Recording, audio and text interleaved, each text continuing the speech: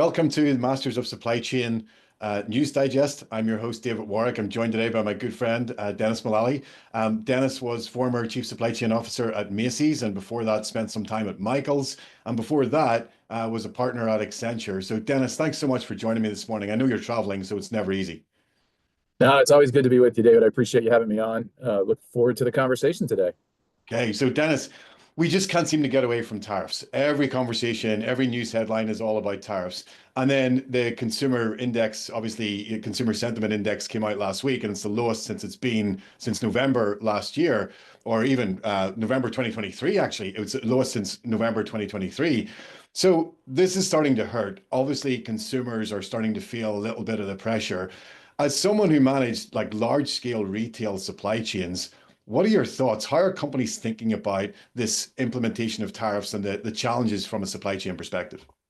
David, I think the first thing is you have to have a crystal ball these days because it is one day we are, one day we're not, one day it's this, one day it's that, sometimes it's up, sometimes like it is so confusing to try to keep up with it. And so I think it's one of those it's a guessing game right now in terms of what's really going to happen. I think what is clear is that the more rhetoric that gets thrown around about tariffs, and I think the more people understand tariffs, has a direct correlation to consumer confidence and what they believe is going to happen going forward, and whether they're going to be spending money or no money. And you start throwing around the recession word, and it just gets really ugly and really hard to think about what comes next. And I think it's challenging out there for supply chain executives to be kind of wading through these waters. And that is, I mean, that's one of the things that the conversations that I keep on having is, well, what do we do? And my guidance is, right now I wouldn't do an awful lot. I would really sit this one out for a while and see how these land. Now, April the 2nd is coming up, and there's a big promise coming out of the White House that there's going to be something major happening on April the 2nd. But it seems to be a very much a, well, what can we do and how do we think about it? Yeah, I think it's really interesting. I guess, my recommendation would be a couple of things. One, I'd really start looking at demand signals because as consumer confidence goes down, it's going to be very much a need versus a want in terms of purchasing, right? I need this, so I'm going to buy it. It's food, it's whatever. I want this, probably going to buy less of it. So I do think that, starting to put some pressure on the way you think about demand forecasting and some of the external data that you might be pulling in to think about your demand forecasting and future inventory buys. Again, depending on your lead time and how far out you are, is probably a wise thing to start doing. The other thing I would say is it really comes down to two things, which is the same old two things we always talk about in supply chain, right, David? It's going to be cost management. So, you can't prevent the tariff, but are there other ways that you can pull cost out either through routing or transportation or movement or storage or 3PLs or consolidation or utilization, any of those types of things? And then second, how do I become more proactive versus reactive? How do I start getting better at not guessing what's going to happen, 10 steps from now, but just what's going to happen in the next step? Like, should I put it there? Should I not? Should I move it here? So I think those are things that, you really need to be after right now today in a world of uncertainty, is get every cost you can buttoned up and get as predictable far out in the future as you can. No, it's a great point, Dennis. And I read an article yesterday at some point, which was around how this has actually caused a real surge in strategic sourcing. And so now a lot of companies are going back to renegotiate those long-standing contracts with suppliers, particularly in China, to say, is there some way that we can split some of the cost burden of the tariffs? Is there something that we can do better? How do we think about the supply of raw materials and doing more finishing near shore? So it's kind of, as with everything else in supply chain, we love a good crisis, and these types of things, they tend to always be dealt with, in the short term as exactly that, a little bit of panic. What do we do? But supply chains are actually, by definition, quite resilient, and they actually are able to think about, we have to solve a problem. Supply chain practitioners are great problem solvers. Maybe Yeah. resilient isn't the right word, but the approach is always, this is in front of us. We have to solve it. And now we got to get really innovative in terms Right. of what we can do to make this better for our company. I always get excited when I see that sort of surge. I don't know if it'll lead to any benefit for anybody, but it's always great to see people thinking about it in a slightly different way and saying, you know what, it's a good time to renegotiate and let's see what we can do with that.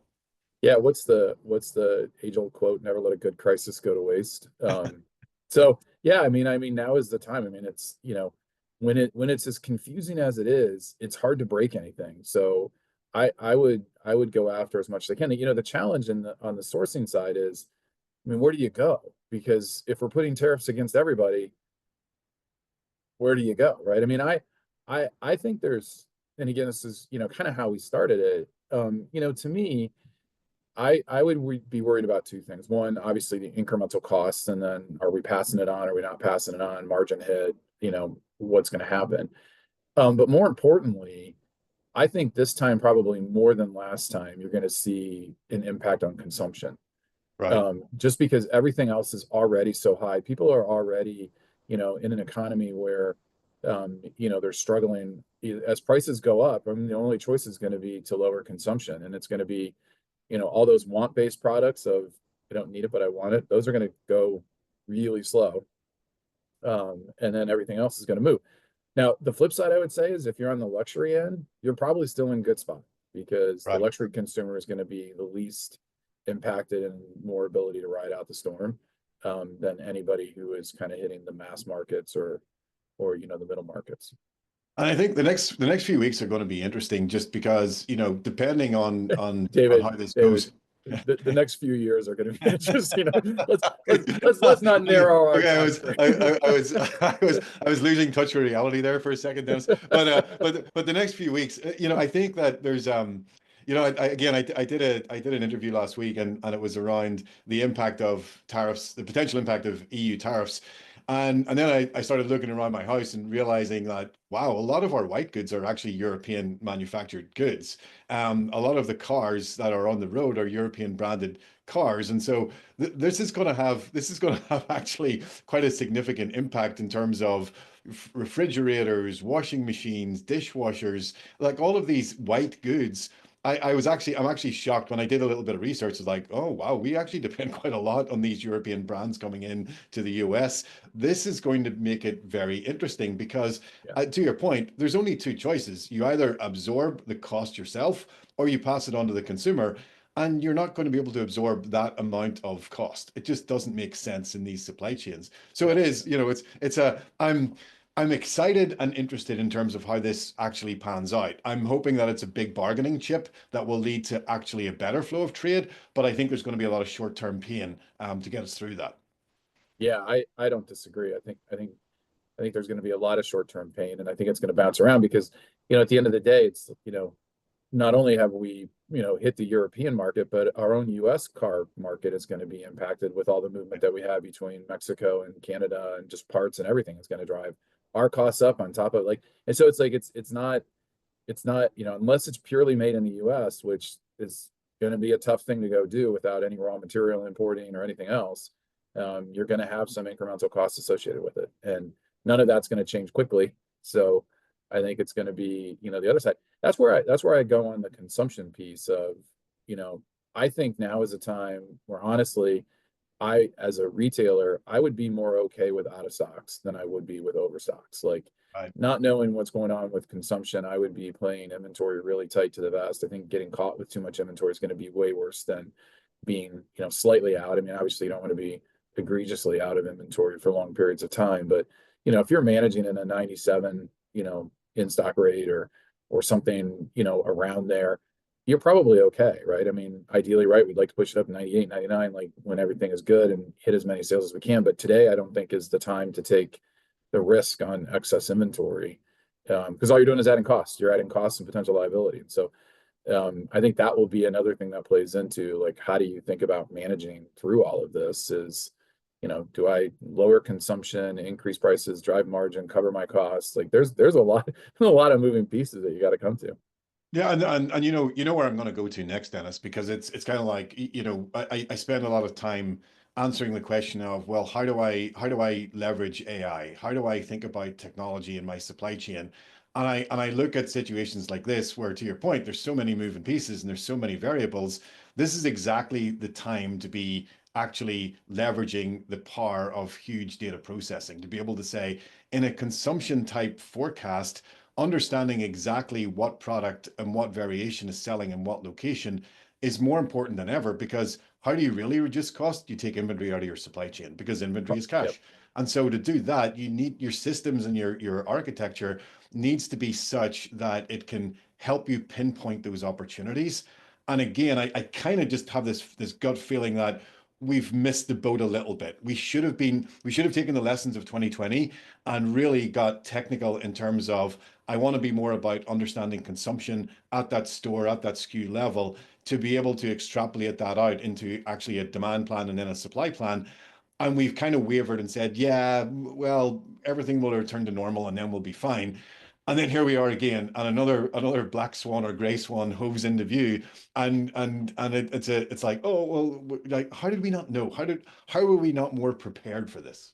Yeah, I think that's a great question, right? I mean, I think there was a lot of activity in Trump's first presidency around the tariffs that he imposed, and there was a lot of work to do, move sourcing and change things around, and I think it was kind of like, okay, wow, we've passed that, and I don't know that I know that we built an ongoing muscle to continue to, evaluate and come up with alternatives and decisions and choices on where stuff goes, but you're also like in a world of unknown.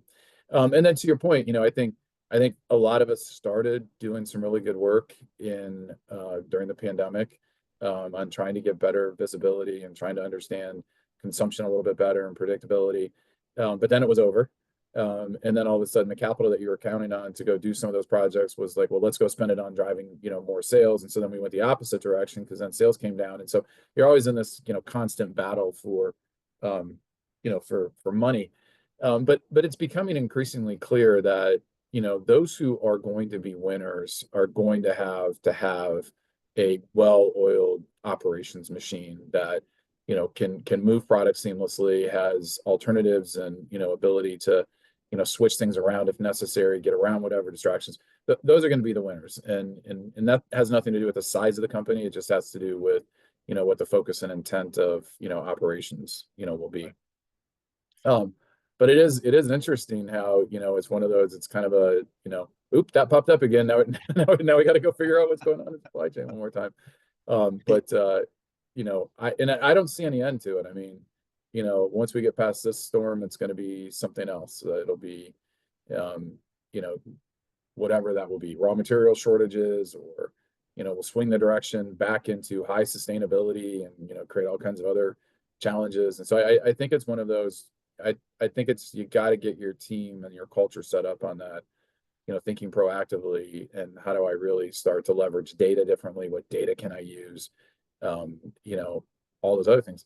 The other thing I'd say, Dave, and I don't know how much you put this in place. We tried to in a couple of places that I've been at, is to push everything towards ROI based decisions. And so when I'm thinking about that extra piece of inventory, what is the ROI for buying it, and what's the ROI for not buying it? How much, if I think about all my different scenarios, you think about like a stock portfolio, and you think about, retirement planning, and, the thousand scenarios that you run of what percentage is going to work and not work and what makes sense. Ideally, right, a demand forecasting system that did something similar to that with a management of inventory as a stock would be absolutely kind of a really interesting thing to go look at, a bunch of scenarios with an ROI attached to them, and then pick the one that's going to give you the highest return for whatever that looks like. Yeah, I mean, there's some element of we tend to think about supply chain as something quite unique, but really a lot of what we do is futures trading. If we were really good, if we were really Yeah. smart about it, that's what we would be doing. Do we place enough bets? We typically don't, because everything is about what's happening today and what's happening tomorrow, as opposed to what's happening in 6 months' time or 12 months' time. It's a muscle that I think we haven't been really good at building. And I think technology will help us actually create that environment and allow us to make these better forward-thinking decisions. But, and this, retail is very, very jumpy. And it tends to knee jerk on seasonality, it tends to knee jerk on trends.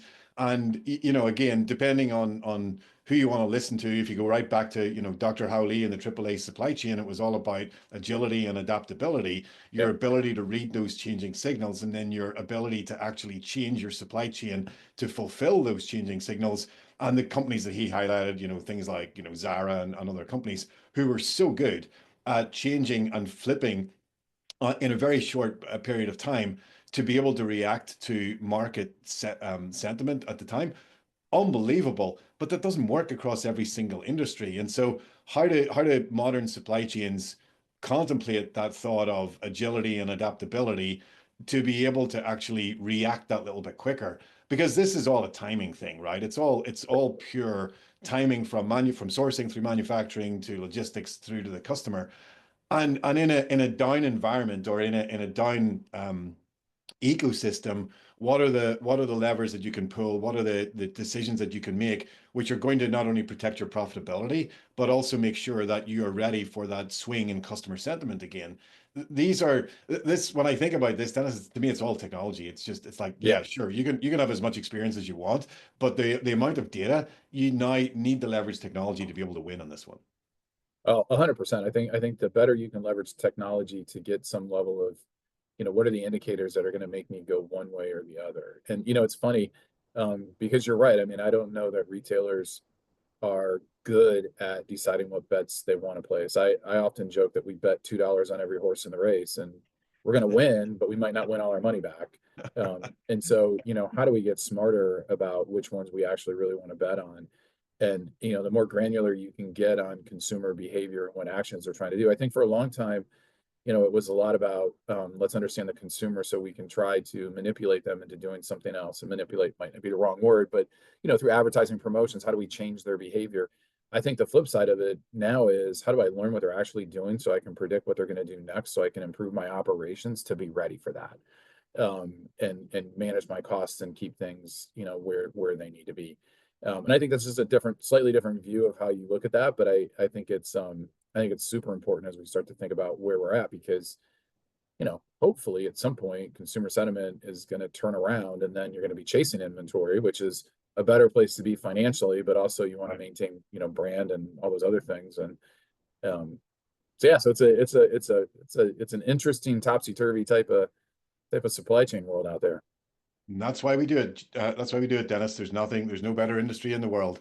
Thank you so Exactly. much for joining me this morning. I really appreciate your thoughts, your insights. Always great talking to you. Hey, for everybody watching, if you like our content, please subscribe, please like us. If you don't, send us a note and we'll change it up. Thank you so much.